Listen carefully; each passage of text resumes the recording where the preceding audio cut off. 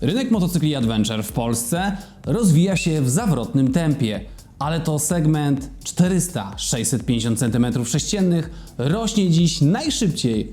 Dlaczego właśnie ten? Bo to motocykle, które oferują najlepszy kompromis. Są dużo lżejsze od Adventure'ów klasy 1000. Bardziej dostępne cenowo i nie wymagają dużego doświadczenia, a jednocześnie pozwalają pojechać naprawdę daleko, zarówno po asfalcie, jak i po szutrze. W dzisiejszym zestawieniu sprawdzamy 10 najchętniej rejestrowanych motocykli Adventure w Polsce od stycznia do listopada 2025 roku. Na podstawie oficjalnych danych przygotowałem nie tylko ranking, ale też analizę, dlaczego dany model osiągnął sukces, albo dlaczego przepadł. Miejsce pierwsze: CF Moto 450 MT, 719 rejestracji, cena 28 700. CF Moto 450 MT to absolutny król tego rankingu i to nie dlatego, że jest najtańszy, choć cena jest atrakcyjna. Kluczem do sukcesu jest to, że 450 MT jest pierwszym naprawdę udanym motocyklem Adventure, który jednocześnie jest lekki, nowoczesny i tani w utrzymaniu. Dlaczego sukces? Świetne zawieszenie w tej cenie, realne możliwości terenowe, zwinność i niska masa, nowoczesny wygląd i wyposażenie, fenomenalny stosunek ceny do możliwości. To motocykl, który trafił zarówno do młodych riderów, jak i doświadczonych motocyklistów, którzy nie chcą już nosić się z wielkim litrowcem. W Polsce to absolutna petarda sprzedażowa i nic nie wskazuje, by to miało się zmienić. Miejsce numer 2: Honda CB500X, 296 rejestracji, cena 32 000 zł. Honda CB500X to przeciwieństwo popisu technologicznego, ale to właśnie w tym tkwi jej siła. Od lat jest synonimem bezawaryjności, niskiego spalania, przewidywalnego prowadzenia, prostoty, która działa. Dlaczego ten wynik? Bo CB500X kupują ludzie, którzy chcą jeździć, a nie eksperymentować. To motocykl, który nigdy nie robi problemów, co w Polsce jest ogromną wartością. Jej słabością jest brak mocnego charakteru terenowego, ale wielu użytkownikom to w ogóle nie przeszkadza. Ten motocykl jest wyborem rozsądku i dlatego trzyma tak mocną pozycję. Miejsce numer 3: QJ Motor SRT 600 SX, 241 rejestracji, cena 24 990. To jedno z największych zaskoczeń rynku. QJ Motor, marka, która dopiero się u nas rozkręca, zdobyła podium modelem SRT 600 SX. Dlaczego? Bo to motocykl, który wygląda i jeździ jak droższa maszyna, ale kosztuje 24 990. W tej cenie trudno znaleźć coś równie kompletnego. Dlaczego sukces? Niesamowita jakość wyposażenia jak na tę półkę cenową. Bardzo udany projekt wizualny, duża wygoda, atrakcyjna cena wejścia do klasy 600. Ten motocykl nie udaje maszyny terenowej. Jest przede wszystkim turystykiem Adventure i trafia do ludzi, którzy chcą komfortu i wyglądu dużego Adventure bez wydawania 40 000 złotych. Ex aequo, miejsce numer 3: QJ Motor SVT 650X, w sumie 241 rejestracji. Cena 29 900 za model z X-em i 27 990 bez X-a. To kolejny silny zawodnik QJ Motora. SVT 650 jest motocyklem, który idealnie trafia w potrzeby polskiego Adventure Tourera. Chcesz trochę terenu? Trochę asfaltu, ale przede wszystkim komfortu i nowoczesności? To bardzo ciekawa alternatywa dla Versysa, bo oferuje podobny charakter, ale za 10 000 złotych mniej. Dlaczego sukces? Bardzo dobra cena, jak za pełnoprawnego Adventure. Zbalansowany charakter, trochę teren, trochę turystyki oraz rosnąca świadomość marki QJ Motor. Ten wynik pokazuje, że Polacy zaczynają ufać nowym markom. Zwłaszcza jeśli oferują jakość porównywalną z Japończykami, ale za niższe pieniądze. Miejsce numer 5: Suzuki V-Strom 650, 163 rejestracje, 38 500 zł.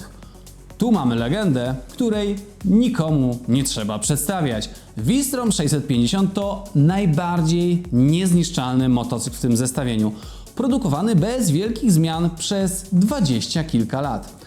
Dlaczego nadal trzyma się tak wysoko, mimo tego, że konstrukcja ma swoje lata? Bo V-Strom gwarantuje ogromny komfort w trasie, doskonałą niezawodność, świetny silnik V2 o pojemności 650 cm3, przewidywalność i bezpieczeństwo. Jego słabość? Cena 38,5 tysiąca złotych to dużo w starciu z nową falą motocykli z Chin, ale fani Suzuki wiedzą, za co płacą i nadal rejestrują ich sporo. Miejsce numer 6 Royal Enfield Himalayan 400, 154 rejestracje, cena 26 600. Himalayan to najbardziej charakterny motocykl w tym zestawieniu. Nie ma dużej mocy, nie ma technologicznego fajerwerku, nie jest lekki, nie jest szybki, a mimo to jest uwielbiany. Dlaczego? Bo to motocykl, który oferuje prawdziwość, a nie cyfrowe bajery. Jest wytrzymały, prosty i idealny do spokojnej wyprawówki. Dla wielu to nie narzędzie, to styl życia. Dlatego mimo konkurencji Himalayan utrzymuje mocną pozycję. To po prostu motocykl z duszą. Miejsce numer 7 Kawasaki Versys 650, 93 rejestracje, cena 40 200 zł. Versys 650 to rasowy turystyk, który wciąż ma wierne grono fanów, mimo dość wysokiej ceny. Dlaczego nie radzi sobie lepiej? Bo świat poszedł w stronę zwinnych, lekkich i tańszych adventure'ów.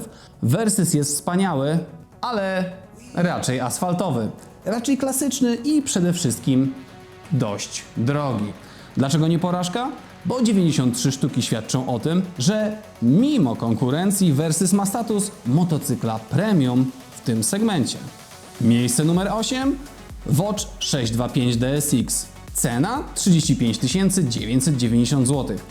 Watch 625 DSX to motocykl, który nieźle się prowadzi. Dlaczego 55 sztuk? Bo to motocykl dojrzały, dobrze wykonany i pełnoprawny w trasie. Ale nie taki tani jak QJ Motor i nie tak rozpoznawalny jak Japończycy.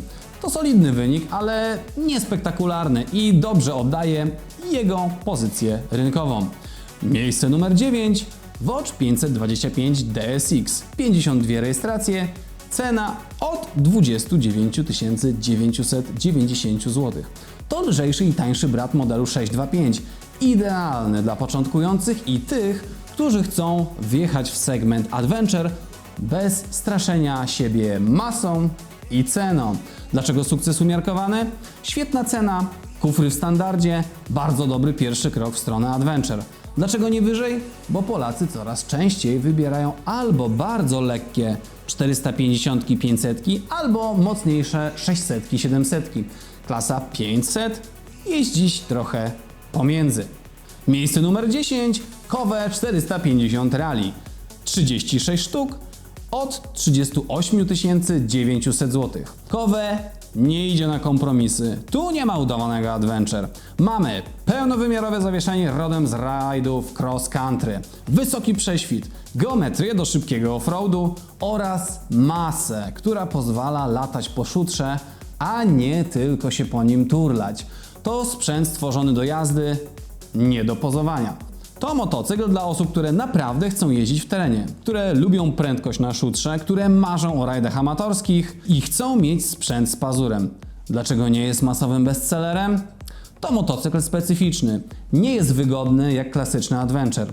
Ma rajdowy charakter, który w mieście i podczas turystyki bywa męczący.